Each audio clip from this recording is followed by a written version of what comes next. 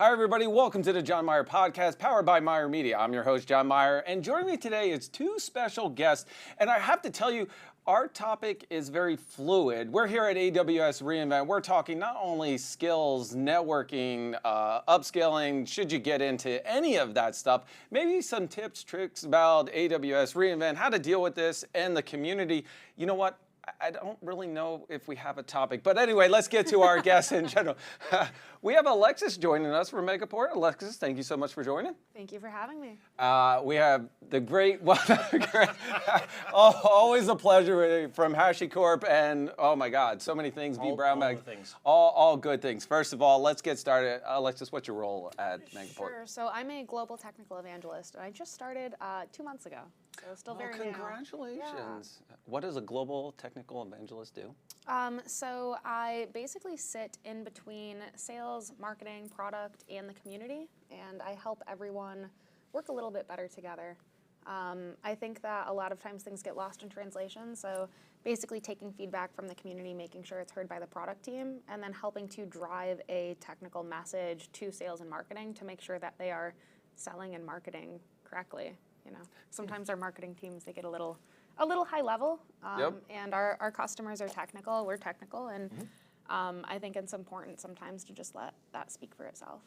I think one of the things that might have been missing when Evangelist came out and then it's transitioned into the non-technical, the community, it's kind of lost its path. What you're describing is the original thing, what it was meant for, is taking the community back to the company rather than the company to the community. Well, I think it goes back to, and I'm pretty sure our CEO said this on a podcast, if you aren't developing a product for your customer, what are you developing it for? You need to listen to them. They need to be first. If you're not meeting their needs, they should be telling you what they need from you. And if you're going in any other direction, where are you going? Exactly. Chris, what is your role at HashiCorp? Hello, everybody. Normally, you're on the other side, by the way. Right. So it's a bit weird, isn't it? Yeah. He's going to start taking over soon, so don't worry. I'll be hosting in a second and firing questions at you. Okay. Yeah. So, hello, everyone. My name is Chris Williams. I'm the Developer Relations Manager for North America for HashiCorp. I am also the host of the V Brown Bag podcast. I'm also an AWS hero and all-around community person at large, I guess. That's yeah. And that's me. All around awesome guy. I was gonna say badass. We can check the mark. Anyway. It seems like Chris knows a lot of people. Hey, you know me. No, so walking here was hard. Well, when you guys didn't make it on time, I said, you know what, Chris will get interrupted a bunch of times. Don't worry. We waved as we were passing each other because we know the whole the spiel of it. Like, we got so many chuckles from that. People around us were like. All right, well, yeah. That's all right, that's all right. First of all, we have no clue where we're going with half this conversation. We're just going to wing it and see where we're going. First, I would like to tell everybody, we're here at AWS reInvent 24. You're in our awesome studio. We're winging the whole entire thing. Really, let's talk about reInvent real quick. Is this your first? How many times? Your first. Yeah. Well, congratulations. You've been here, so I will not ask you this question yet. What is your first impression?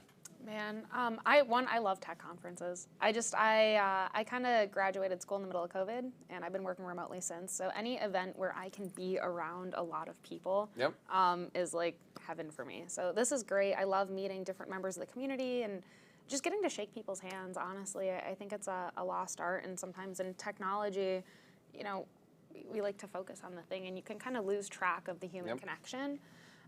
So that's one of my favorite things about being anywhere. And also, I mean, the booths are so cool. Like, there's so many people, so many vendors put so much like thought and design into their booth. We walked past the surfboard one. Yes, that was awesome. I don't remember what company it was, but I do know they were all wearing Hawaiians. And we'll they had just say the surfboard one. Booth. You're not a sponsor yet, but reach out to There was like 2 girls walking around in like full like tinfoil astronaut suits. I'm like, that's cool. What do you do? So I think from that perspective, like, it's just super fun. That's what stuck out to you in your head. I think the expo is actually bigger this year than last year because they moved it. Well, they moved registration down so that the expo and everything and to open up. They needed more room for this event. Right. It's just, and by the way, I think everybody went out of their way to design their booths. There was the Blockbuster booth. Which is awesome. One was that? Wiz. It was Wiz. I was trying not to like say, geez, hey Wiz, reach out. No, I'm just kidding. You can say it. I absolutely liked theirs. I was like, it was nostalgia for, you know, those totally. folks. I'm gonna have to go over and check it out. Walk in, it's over to the right, just look up, and if you remember the block, they have like videos. They did a promo video on LinkedIn that was cool about it. Yeah, very well thought out. Chris, how many reInvents you been to? I want to say this is either my 6th or 7th one. That's a lot. Yeah, it's a lot. I've been to Vegas 5 times this year now. It's a place that you're done probably after day 2 or 3. You're here for work. You know that's like a max. I've already been here 4. I still got 3 more to go. Have you really? Wow. Saturday we got here, so we're definitely going to it. I think this is my 7th reInvent, maybe 8th. I'm not sure. This is our 3rd annual one event that we're doing for all the recordings. We started small. Now we're in 2 studios, and we like bringing people a bunch of content and community, especially what's happening during the event. What are you looking forward the most out of here, besides even interacting with the community? Are you attending any sessions, or are you just meeting and greeting and just getting to know people that you've met remotely? Now you get to see them in person. Yeah, a lot of meet and greets. I don't have a pass to go to sessions this year, so maybe I will catch. Want one? No, I'm just kidding. We'll fix that. Yeah. Well, and Chris will wave his hand. I think, again, the more valuable part for me is having conversations just like this, right? Getting to sit down with people, break bread, get coffee, get dinner, go for a walk. And the sessions are recorded. Yep, you can watch them later. I can watch them later. I don't attend a single one, by the way. I go to the expo and back, because the same people aren't there in the interaction in the community. Right, and it's all different. Yep. But yeah, I'm just here meeting people. Chris, what are you doing here? So I have multiple goals. In the capacity of a HashiCorp employee, my job is to make sure that the HashiCorp ambassadors are well taken care of. The HashiCorp community here is also well taken care of. We rented out Chica, so I'm making sure that we get our money's worth and have as many people in there as possible. Also, booth duty, doing some recordings for our social media channels, getting some of the big Terraform super users that reach out to me from the reInvent community to come by and get some recordings. And I mean, this is a very tight-knit, small community. The developer advocates from AWS are dear friends of mine. So I spend a ton of my time in the on-air booth and the community builder section. And I actually had a talk this year too. So I had my talk Monday morning, DevOps and how to accelerate your DevOps processes with generative AI, because I've never heard of that. If you don't have the word generative AI in your talk, it will not get accepted here this year. Someone told me that earlier. It's probably not inaccurate. And so I got that finished, got that out of the way, and now the rest of my time is recording stuff and getting some content for V Brown Bag as well. I think I want to go around the expo and see how many have the word AI in all of their logos and their marketing. The answer is 100. Yeah, 100%. If they don't have it, even in the phrase itself, it's somewhere on that. And I actually was walking today and I wanted to say, not AI or not generative AI. You know, we're real, we're humans, or something like that. Like just to have AI with a big red circle and an X through it. And it's something that says, you know what? They've got it. You know, I'm tired of hearing about it. Let's go to those. Anti-AI. Yeah, something like that. Alexis, you've been here. When did you get here? Sunday. So you've been here already 2.5, 3 days. Is there any tips that you give somebody for their first time here? Absolutely. It's funny. I was on air with AWS this morning. I'm going to give my same tips because go they're for my it. favorite tips. Especially if you're at a conference alone, or maybe you're here with just a few members of your team. Reaching out to people that you don't know. I do think it's kind of intimidating to walk up to a booth, maybe if you're not trying to get swag, and strike up a conversation or meet other people in the community. Sometimes it's kind of hard to find that connection, but especially at meal times, if you're eating lunch, if you're eating dinner, if you're eating breakfast, if you're in Chica grabbing a sandwich, sit down with someone you don't know. Yep. Don't sit down and pop open your laptop. Sit down with someone who is also eating lunch and just say, hey, who are you? What do you do? What company do you work for? Yeah. What's your role? Because odds are you have something in common, and it's another connection that you wouldn't have. Yeah, you build that conversation. You help somebody out. You might have brightened their day. Like Right. they might have been doing the same thing. Like I don't know anybody, and you know what? I'm just going to go on their laptop and do the things. I feel They overstressed. probably didn't want to check their email that bad anyway. No, not at all. They're like, you know what? I got no one to talk to, so I'm just going to flip over and do Right. it. Are there any other tips you want to share with everybody? Drink water, bring chapstick. That is Advil. actually the number one. People don't realize it's a chapstick because it's dry here. Actually, I had somebody like, Is there any chance you have chapstick? I actually thought I should have had a bowl out over here of just some. There's a lot of booths that have chapstick as a giveaway this year. And I bet you starting to wise up. Yes, exactly. You need it. Because it's dry, also hydrate. The other thing is schedule, if you're attending sessions, is to schedule them with breaks, a gap in between, because if you do it back to back, you're never going to make some of them. Oh, and it's like swimming upstream. Yeah, literally. Once you're behind, you miss that one, you're next to the other one, you mix that one. Yep. Chris, you've been here often. Is there any new ones or things that you would like to share, or anything others that haven't thought of? So my Vegas hack that people don't sometimes know is you can rent a humidifier from the hotel venue. So when you're checking into your room, you can say, I'd like to have a humidifier put into the room. And for like 20, 30 bucks a night, you can have a humid area in which you can sleep so that your voice doesn't go out so that painful tingle in the back of your throat. She's calling her hotel. It's not I know you what I'm getting doing sick. after this. That's your sinuses drying out. Yeah. I sleep in a 80% humid room at night, and I wake up in the morning. I feel fantastic. No. Excuse me, I have to go call my. Yeah, I think I need to do that. Or they have those tiny like little flashlight-sized humidifiers. Yeah. It's a stick. You pop it into a jug of water, and you can run it that way. You can travel with one. My wife was talking about it. It's a bottle of water that you can put in and do it. I was like, you know what? We should definitely get that the next time we're out here. Just think about it next to your bed. I think it will help you sleep so much better. They really do. It's very clever. You know what? That might be some swag people got to give away. Like next year, or some winning stuff. Humidifiers. You know what? I would go to that booth before the Lego booth just because I would love to. It'll be the AWS Hero Swag next year. I just got my community builder one. There's some cool stuff. They put a lot of thought into it. And Jason Dunn does a fantastic job with the community builder swag. He is like I have a little private chat with him just because I want to pick his brain on all the things that he doesn't do. Like he's got like 10 things, and I'm like, okay, what are you gonna do? And I'm like, okay, for the HashiCorp Heroes, I have all of these different sources. Jason is like my primary go-to for like running things past him. Like, what do you think about this? He's like, oh, the quality's not good enough. Right? Yes, sir. All right, because he's fantastic. No one wants swag that falls apart, and especially when we're at these conferences, there's always a big focus on sustainability, right? Trying to use reusable water bottles instead of plastic. There's swag that people actually like, and I feel like when you buy quality swag, people are less likely to throw it away, because anyone will take a free t-shirt, but what are the odds that you go home and you're like, I don't like it enough, I'm just gonna throw it away. Right. And at that point, it's a waste of money, it's a waste of resources, so. And unless you got kids, those little plastic tjotchkes, they're going into it. Right, and it's almost a catch-22, because even yesterday, I've never worked a booth at a trade show before. This was my first time. What? And people would come over, and they'd look at me, and I'd be like, do you want to learn about Megaport? And they're like, no, I just want your swag. That astronaut thing's pretty cool, and I've got a 5-year-old that would like that. And I'm like, okay, I'll scan your badge, and here you go.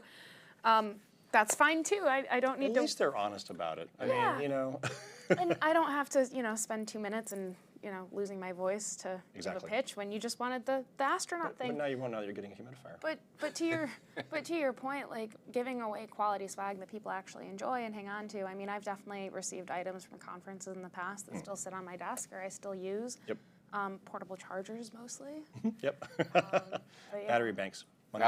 Those are definitely good. In fact, for years they used to give away the dongles that had all the different cables and ports for you to do it. Right. And the one year I actually needed one. So I walked down to the expo, I'm looking for one, and nobody had one. I was like, oh, it's been done too many times. It comes and goes in phases. Because for a while that wasn't the thing, and then it became the thing.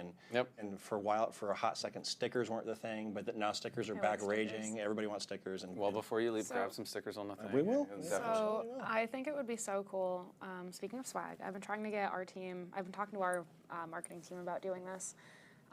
But so many vendors have a lot of different products. How many things does HashiCorp sell? We have 7. 7? Now you're calling me out. 7, 8, or 9. Boundary Packer Console Ways. HashiCorp, Chris is on recording. 23. We have 27 different. So if you were someone who collected patches, right, and you could get like a jean jacket and put patches of all of the different services that you adopted. Yeah. Almost like the certification, the AWS. The gold jacket. Yeah, the gold jacket, right? Like you have one of those, you've gotten every cert. That's like a huge achievement. But for companies who are selling multiple things, if you had like a really cool system where you could make swag for different services and collect them all. Pokemon it. Yeah, right? I think people would really enjoy that too. AWS should do that for all the services you use. That would be a jumpsuit and jacket. Well, you've seen Nick Taranto, I'm going to mangle his last name, Nick Tarantofilu, the Australian AWS hero, who's got the patterned AWS services That's incredible. outfit, jogging outfit. That's incredible. Yeah. It's all of the services in its multicolored glory. It is. I'm gonna have to look for that. You've seen Banjo, right? Oh yeah. It is his jacket and everything. So Nick's got like basically a sweatsuit jumper version of Banjo's jacket. That's incredible. Yes. Well, I'm going to transition for another topic here so we don't run out of time. There's two things I want to talk about. One, I know one of the important one is networking for you, and the other is getting into the skills, getting into IT and some of the stuffs. I want to jump over to networking. It's not just the community networking. You actually want to talk about, IT networking in itself.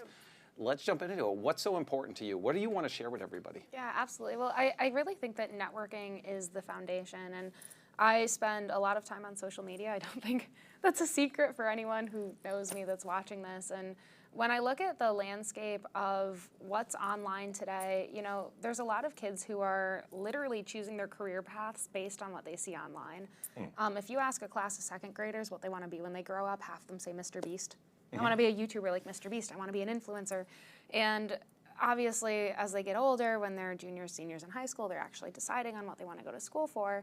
They're probably not going to school to be a YouTuber, but you're still making decisions based on what you can see on what you're seeing online, what's portrayed as cool. I studied aerospace engineering because rockets sounded so cool. I work in IT now, right? And I think if collectively we can do a better job showing, what's a day in my life? This is my job. This is my career. These are the steps that I took to get where I am. This is my lifestyle. This is, where I live, what I do, because it's not just so much about like picking a job or picking a career. Like, what kind of life do you want to live? And you might not be thinking about that when you're 18, but if you're following someone, it's like, okay, they travel all the time. Their life looks really cool. Their job is really flexible. This looks interesting. I want to study that. And right now online, it's all computer science. It's all cloud people, and no one really talks about network engineering.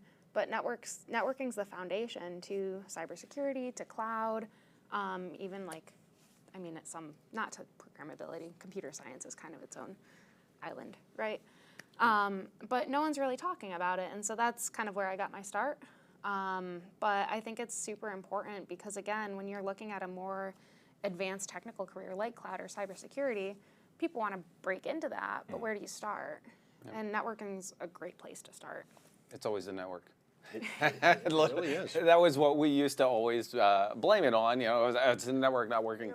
And we shared a story earlier. I'm going to share with everybody is that I started out racking, stacking servers, and then installing the OS. And we're, okay, hey, network guys, I can't get out, I can't get the internet. Okay, can you ping the gateway? Oh, what do you mean? Like, that's how I learned about it. Right. Okay, can you trace to it? Oh, I don't know, can you do it? And the whole steps of it, I think everybody who is born in the cloud should actually build and install something physically and unplug into these physical components of a switch, a firewall, understand the rule sets. There's so much of it in the cloud that while it's automated, you have to script it. Terraform, you have to understand the route, you have to understand the security rules, but do they really understand what they're doing and implementing and how they piece together from each component? There's like 5 or 6 things in the cloud that they have to do in order to get the network to work. And then if you're not in the right one, like if they don't understand that aspect of it, it doesn't all click. And I think having that and me going to the cloud then was very valuable and to understand and troubleshoot issues. And how did you get your start? I don't know if we talked about that. So I actually, my first technical thing was networking. So I have a degree in psychology. I worked. Oh, interesting pivot. So that's how I actually got the name cloud. I feel like we're under the scope here. Yeah, this is good. So I got my psychology degree, decided that it's a longer story about how I segued into tech, but it was basically video games. But my college engaged me to rewire their entire CS department because they saw how well I did my dorm room because I liked playing Doom. Crazy how that happens. They hired me and I paid my tuition with a couple of weeks of work. And I was like, this is amazing and significantly more than I was going to make as a therapist. So I pivoted. got my CCNA. Then I went into operating systems. I got my MCSE, my VCP. This was back in the rack and stack days, much before pre-cloud. So our fundamentals back then, we were physically wiring things together. And to your point, developers and DevOps people today need to understand how to do that at that fundamental level, but with code. Yeah. So they're still doing the exact same thing that we were doing when we were splicing Cat5 yellow. My fingers hurt. Yes, That's exactly. all I Yep. gotta say is putting the clips in. But now it's just creating a route in a Terraform template, Yep. and all of those things pop together. And so you still have to fundamentally understand that. And there's a couple of brilliant courses out there that say, oh, you're studying for your cloud certification, your SA associate or whatever like that. Here's the 7 layers of the OSI model, because you need to know this before you start getting into cloud formation. And I think that stuff like that is brilliant. Yeah, I actually, the OSI, all this brings back, so I went and I got my CCNA, I went through all that courses. That was the most difficult test I've ever taken, it was harder than any Microsoft test that I took. It was probably even harder some of the AWS certifications. I think it's very valuable to have that hands-on experience and put in that route and understand the entire line of doing it. Alexis, those who are listening to us that are like, oh, networking. yeah.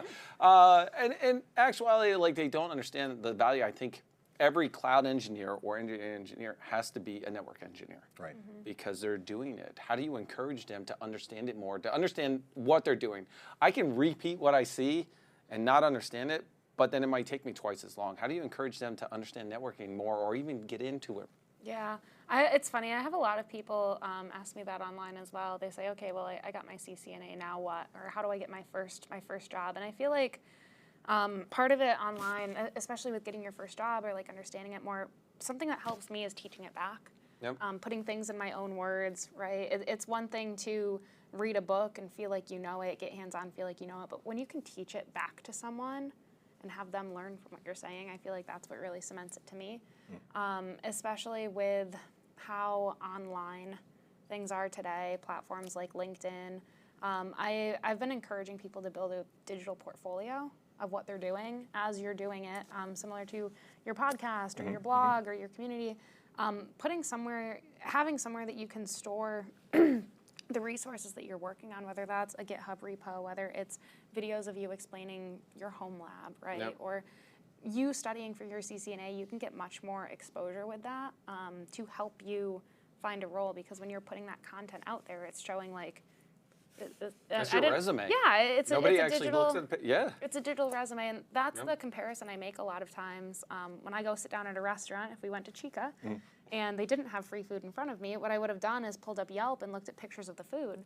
I want to see reviews. I want to see the experience I'm going to have before I even walk in the door. And to me, it's a very visual thing. I don't want to see a paper menu. I want to see a picture of the burger because I want to know if I want it or not. Yep. And you're doing that same thing when you're creating a digital portfolio.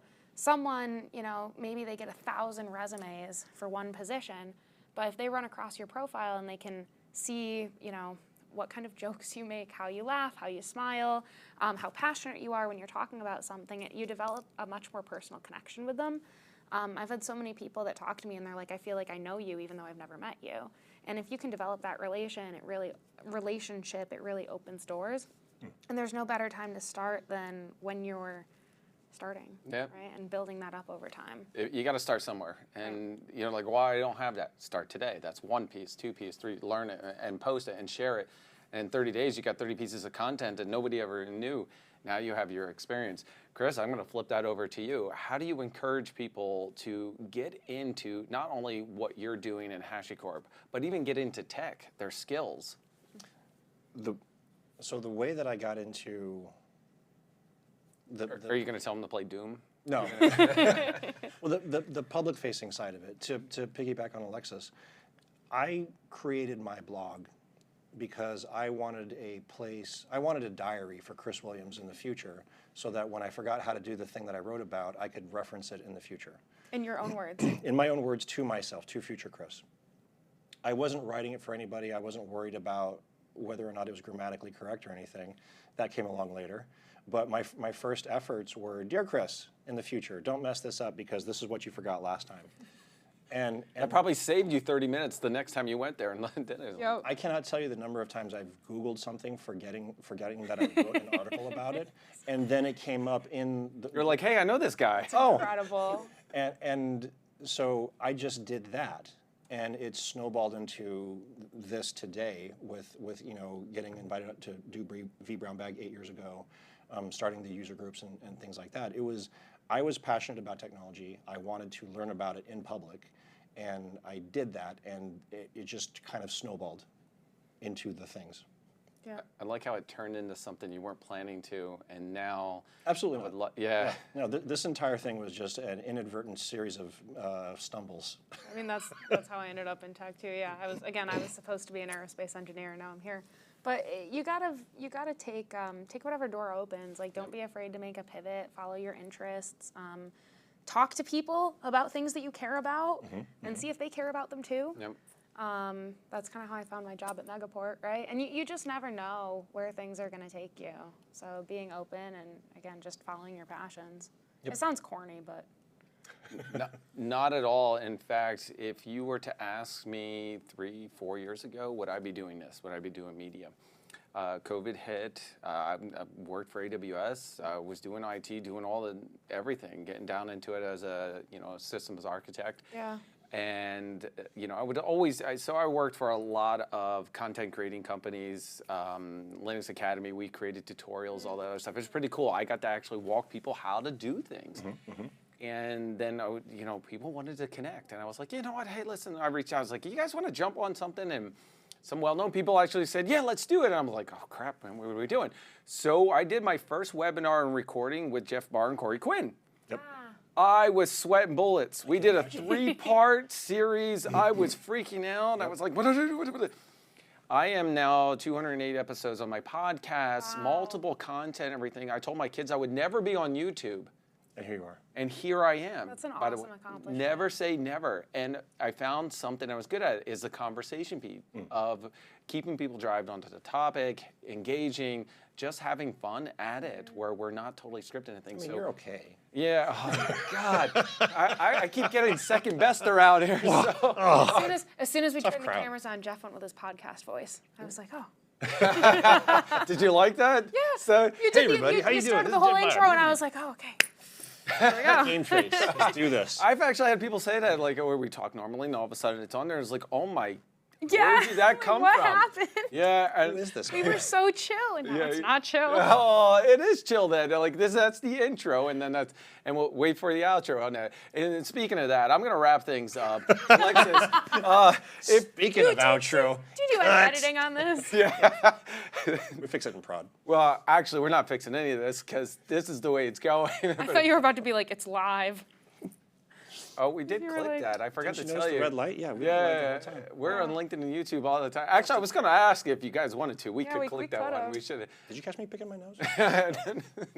We won't tell you. Find out the recording later. Yes. Alexis, if you could give the audience one piece of information, whether it's about reInvent, networking, skills, or doing what you do, or just life in general, what would you give them? Oh,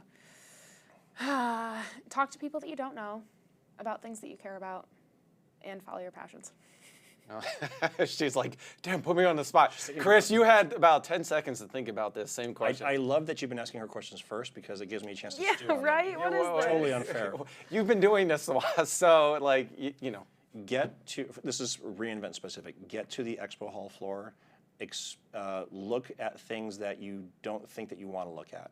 Pay attention, stretch yourself, get out there and look at go down Startup Alley. Don't just stick to the big booths. Look at what people are, like the young, hungry companies are trying to do, and see where that's where I see where the winds are blowing. If you go to collect swag, listen to the pitch too. If you go, listen to the pitch too, have a heart. These poor people get measured by the number of scans they get on their badges, so do them a solid. I do them a solid when they start pitching. Hey, you're using AWS and everything. I said, I'm just gonna let you save your breath, scan my badge because I'm just media for them. But would you like to talk about any content or some things you do? And let me take a picture of you and share it. So like they're like, you're awesome. I was like, No problem. I know what you're going through, whatever it is. I know what you need. Help me Yes. help you. That's exactly it. Well, Alexis, thank you so much for joining. Absolutely. Thanks for I love having this. me. Great to meet you. Yeah, Chris. Pleasure as always. As always. All right, everybody, this has been the Jon Myer Podcast. Don't forget to hit that like, subscribe, and notify because guess what? We're out of here.